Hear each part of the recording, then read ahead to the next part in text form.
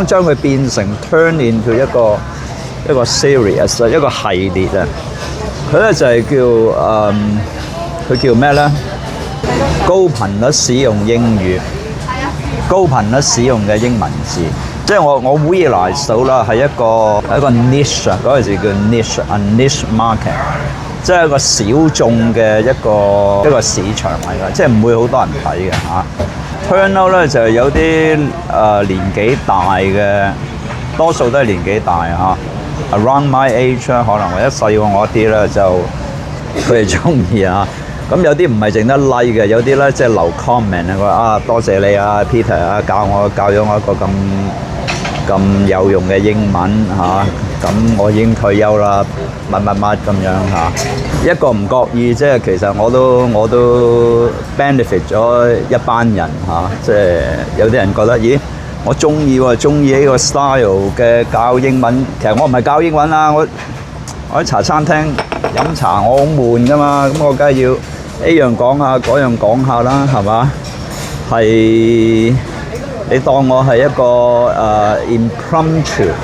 impromptu 啊，即係我都唔知點譯啦嚇，係即係 unplanned 嚟嘅，即係冇計劃嘅，諗起就講嘅一啲。It's not a lecture, it's just 佢唔係授課啊！你唔好成日叫我做老師啦，我唔係老師啊，我係教畜啊，係啊。According to many haters， 我係教畜啊，我唔係老師啊。我只係喺茶餐廳咧一個食客嚟嘅，喺度講下嘢咁。我係 pleasure 緊 myself 啊，知唔知啊？我喺度自足啊！你話啫？你好似嗰條友啊，嗰條友叫咩 Simpleton 啊，頭腦簡單啊！哇乜你嗰啲口音咁噶，嗰個 accent 咁啊！喂，你讀錯嗰個字喎，讀錯有咩出奇啊？我教咗50年書，我點會冇讀錯咧？啊！叫到咁多書都冇肯定嘅。同埋我點解唔答佢？我點解又答你？係嘛？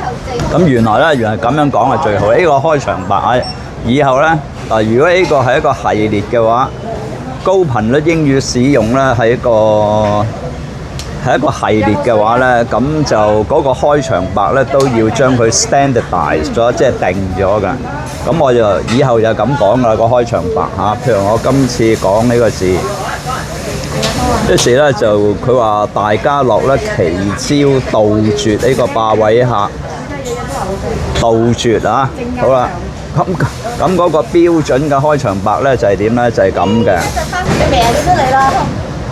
咁杜絕係咪高頻率使用啊？喺日常生活係啊嘛。咁英文都係㗎啦，係嘛？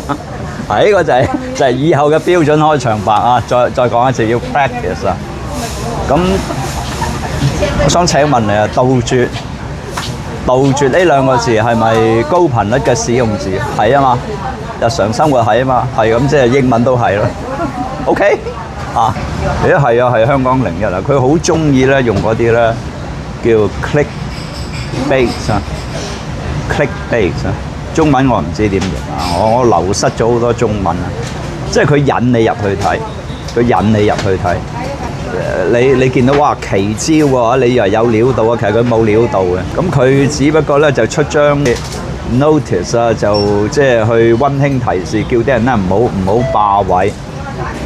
咁啊 by the way， 霸位嗰兩個字咧，呢兩個字其實可以講下，可以另案處理啊。不過咧，即係牽涉到呢度啊嚇，我講埋啊。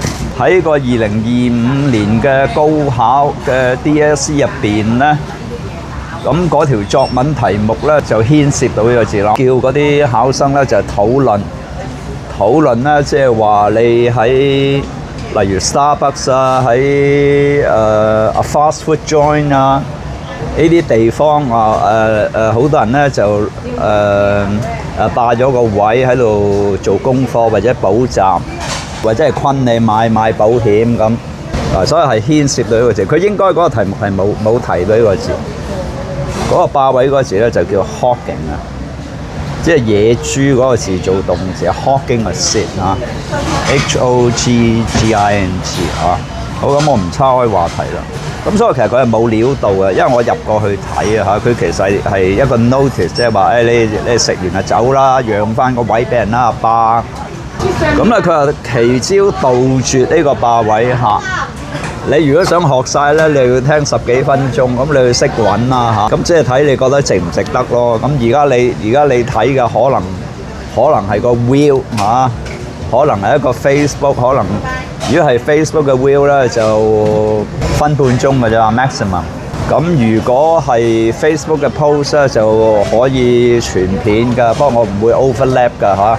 所以你要揾嗰個全片咧，一定就唔係 Facebook， 一定就唔係 IG 啊。By the way，IG 咧就係3 minutes at most。